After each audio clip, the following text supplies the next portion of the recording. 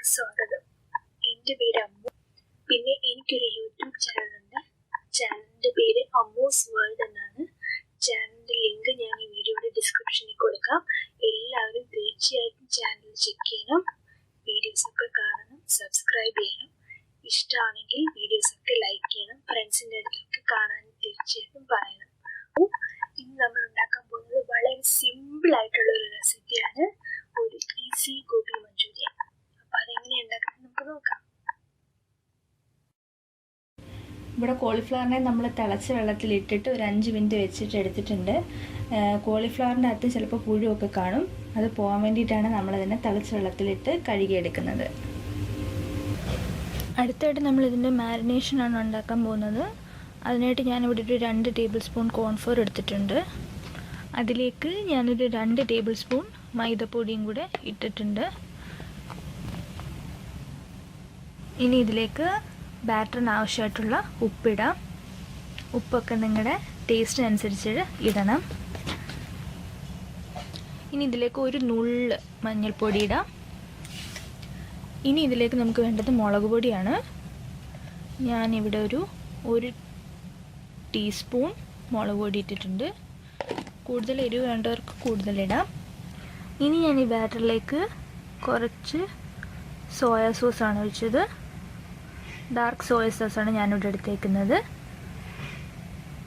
ഇനി വേണ്ടത് ഞാനിവിടെ എടുത്തേക്കുന്നത് ചില്ലി ഗാർലിക് സോസാണ്. ചില്ലി ഗാർലിക് സോസ് ഉണ്ടെങ്കിൽ അത് കുറച്ച് ഒഴിക്കാം.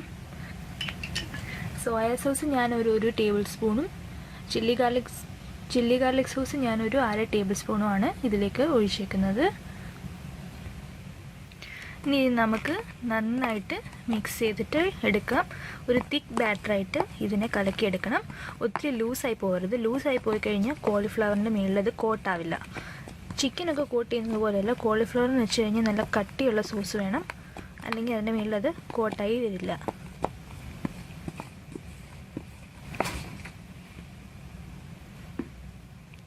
കുറച്ച് വെള്ളം കൂടി ഒഴിച്ചിട്ട് ഞാനതിനെ ഒരു ബാറ്ററാക്കി കലക്കിയെടുക്കാൻ പോവാണ്.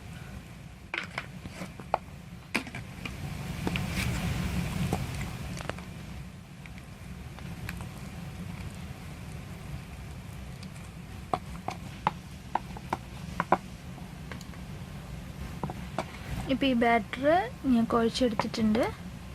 ഈ ഒരു കൺസിസ്റ്റൻസിയിൽ വേണം ഇത് കുഴച്ചെടുക്കാനായിട്ട്. ബാറ്റർ കുഴച്ചെടുത്ത് കഴിയുമ്പോൾ ഒന്ന് ടേസ്റ്റ് ചെയ്ത് നോക്കണം, ഉപ്പൊക്കെ കറക്റ്റാണോ എന്ന്. ഇവിടെ ഞാൻ ടേസ്റ്റ് ചെയ്ത് നോക്കിയിട്ടുണ്ട്, എല്ലാം കറക്റ്റാണ്. അപ്പോൾ ഇതിലേക്ക് നമുക്കിനി കോളിഫ്ലവർ മുറിച്ച് വെച്ചേക്കുന്ന കോളിഫ്ലവർ ഇടാം. ഞാനൊരു 1/2 kg കോളിഫ്ലവറാണ് ഇവിടെ മുറിച്ച് വെച്ചേക്കുന്നത്. ചെറിയ ചെറിയ പീസസ് ആയിട്ടാണ് മുറിച്ച് വെച്ചേക്കുന്നത്. അത് നമുക്ക് ഇതിലേക്ക് കുറച്ചായിട്ടിട്ട് മിക്സ് ചെയ്ത് എടുക്കാം.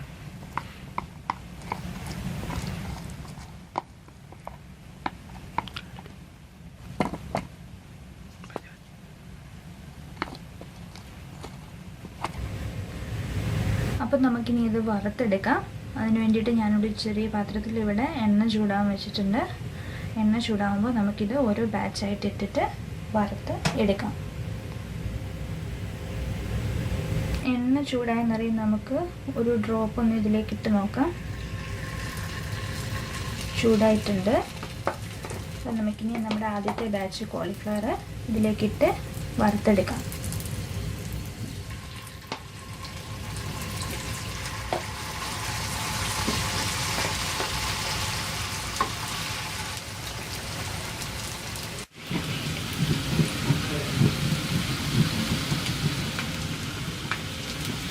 നല്ല ബ്രൗൺ നിറം ആവുന്നവരെ നമ്മളിതിനെ വറുക്കണം. ഗോൾഡൻ ബ്രൗൺ കളർ ആകുമ്പോഴത്തേക്ക് വറുത്ത് കോരിയെടുക്കാം. ഇതിലേക്ക് ഞാൻ കളറൊന്നും ചേർത്തിട്ടില്ല, എന്നിട്ട് സോസിൻ്റെ കളർ കൊണ്ട് നല്ല റെഡ് കളർ വന്നിട്ടുണ്ട്. നിങ്ങൾക്ക് വേണമെങ്കിൽ കളറും എല്ലാം ചേർക്കാം. ഞാനിവിടെ കളറൊന്നും ചേർത്തിട്ടില്ല. ഇനി നമുക്കിതിൻ്റെ സോസ് ഉണ്ടാക്കാൻ തുടങ്ങാം. അതിന് വേണ്ടിയിട്ട് ഞാനൊരു പാൻ അടുപ്പത്ത് വെച്ചിട്ടുണ്ട്. അത് ചൂടാകുമ്പോൾ നമുക്ക് എണ്ണ ഒഴിച്ചു കൊടുക്കാം. നമ്മൾ കോളിഫ്ലവർ വറക്കാൻ ഉപയോഗിച്ച എണ്ണ തന്നെ നമുക്ക് ഈ സോസ് ഉണ്ടാക്കാൻ ഉപയോഗിക്കാം. പാത്രം ചൂടായിട്ടുണ്ട്. കോളിഫ്ലവർ വറക്കാൻ ഉപയോഗിച്ച എണ്ണയിൽ നിന്ന് കുറച്ച് എണ്ണ ഞാൻ ഇതിലേക്ക് ഒഴിച്ചു കൊടുക്കും. നമ്മുടെ എണ്ണ ചൂടായിട്ടുണ്ട്. അപ്പം നമുക്കിതിലേക്ക് ഒരു സവാള, ഒരു കഷ്ണം ഇഞ്ചി, 2-3 വെളുത്തുള്ളി ഇവ അരിഞ്ഞത് ഇടാം.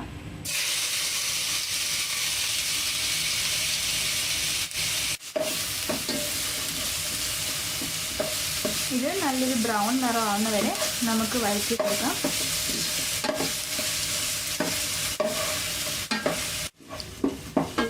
നമ്മുടെ ഉള്ളിയുടെയൊക്കെ പച്ചമണമൊക്കെ നന്നായിട്ട് മാറി നന്നായി വഴഞ്ഞ് വന്നിട്ടുണ്ട്. ഇനി നമുക്ക് ബാക്കി മസാലകൾ ചേർത്ത് കൊടുക്കാം.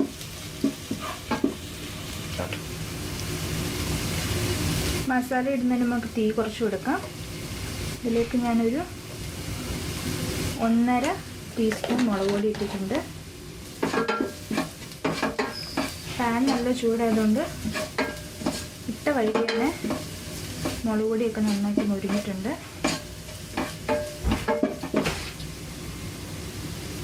ഇനി ഒരു 1 ടേബിൾ സ്പൂൺ സോയ സോസ് നമുക്ക് ഇതിലേക്ക് ചേർക്കാം. ഒരു 1 table spoon ginger garlic sauce. നമുക്ക് ഇനി ആവശ്യത്തിന് വെള്ളം ഇതിലേക്ക് ചേർത്ത് കൊടുക്കാം.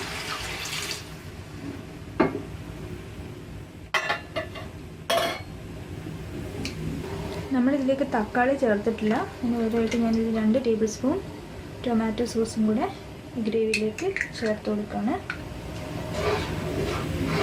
ഞാൻ ഇതിനകത്ത് കുറച്ച് ഉപ്പും കൂടെ ചേർത്തിട്ടുണ്ട്.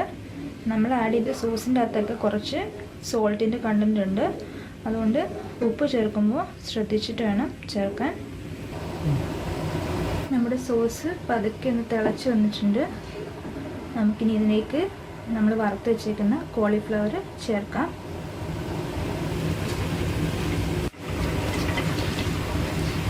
അപ്പം നമ്മളിതിലേക്ക് വറുത്ത് വെച്ചേക്കുന്ന നമ്മുടെ കോളിഫ്ലവർ ചേർത്തിട്ടുണ്ട്. ഞാനിവിടെ കാശ്മീരി മുളക് പൊടിയാണ് ചേർത്തേക്കുന്നത്. അല്ലാതെ സോസിൻ്റെ കളർ ഉള്ളതുകൊണ്ട് ഇതിന് നല്ല റെഡ് കളറുണ്ട്. വേറെ കളറൊന്നും ചേർക്കേണ്ട ഒരു ആവശ്യവും വരുന്നില്ല. ഗ്രേവി വേണമെങ്കിൽ നമ്മളിനി കുറച്ചുകൂടെ വെള്ളം ചേർക്കണം. ഇനി വെള്ളം ചേർക്കുമ്പോൾ നമ്മൾ ചൂടുവെള്ളം മാത്രമേ ചേർക്കാവൂ. ഇനി നമ്മൾ ചേർക്കുമ്പോൾ പച്ചവെള്ളം ചേർത്ത് കഴിഞ്ഞിട്ടുണ്ടെങ്കിൽ കറിക്കൊരു വെള്ളത്തിൻ്റെ ചുവ വരും. അത് വരാതിരിക്കാൻ വേണ്ടി നല്ല ചൂടുവെള്ളം വേണം നമ്മളിനി ഗ്രേവി കുറച്ചുകൂടെ വേണമെങ്കിൽ ചേർത്ത് കൊടുക്കാനായിട്ട്. ഗ്രേവി ഒന്ന് കുറച്ച് തിക്കാക്കണമെന്നുണ്ടെങ്കിൽ നമ്മളൊരു കുറച്ച് കോൺഫ്ലവർ വെള്ളത്തിൽ കലക്കിയിട്ട് ഈ ഗ്രേവിയിലേക്കൊന്ന് ചേർത്ത് കൊടുത്താൽ മതി. ഇവിടെ എൻ്റെ ഗ്രേവി ആവശ്യത്തിന് തിക്കാണ്, അതുകൊണ്ട് ഞാനത് ചെയ്യുന്നില്ല. ഇത് പതുക്കെ ഒന്ന് തിളച്ച് വന്നിട്ടുണ്ട്. നമുക്കിതിനൊന്ന് മൂടി വെച്ച് ഒരു 2 മിനിറ്റ് നമുക്കിതിനെ ഒന്ന് മൂടി വെച്ചിട്ട് ഒരു 2 മിനിറ്റ് ഒന്ന് തിളപ്പിച്ചെടുക്കാം. നമ്മൾ ആദ്യം കോളിഫ്ലവറിന് വേണ്ടി കലക്കിയ ബാറ്റർ കുറച്ച് ബാക്കിയുണ്ടെങ്കിൽ അത് നമുക്ക് ഈ ഗ്രേവിയിലേക്ക് ചേർത്ത് കൊടുക്കാം. അപ്പോൾ ഗ്രേവി നല്ല തിക്കായിട്ട് കിട്ടും. അത് കളയേണ്ട ആവശ്യമില്ല. അത് കൂടുതലുണ്ടെങ്കിൽ അത് ഈ ഗ്രേവിയിലേക്ക് ചേർത്ത് കൊടുത്താലും മതി. ഗ്രേവി നല്ല ഷൈനിങ് ആയി തിക്കായി കിട്ടും. അപ്പം നമ്മുടെ കറി റെഡി ആയിട്ടുണ്ട്. ഞാൻ ടേസ്റ്റൊക്കെ നോക്കി ഉപ്പും എരിയെല്ലാം നല്ല കറക്റ്റ് പരുവത്തിലായിട്ടുണ്ട്. നമുക്ക് കുറച്ച് മല്ലിയില ഇട്ട് ഗാർണിഷ് ചെയ്യാം. ഓക്കെ, നമുക്കിത് ഓഫ് ചെയ്യാം.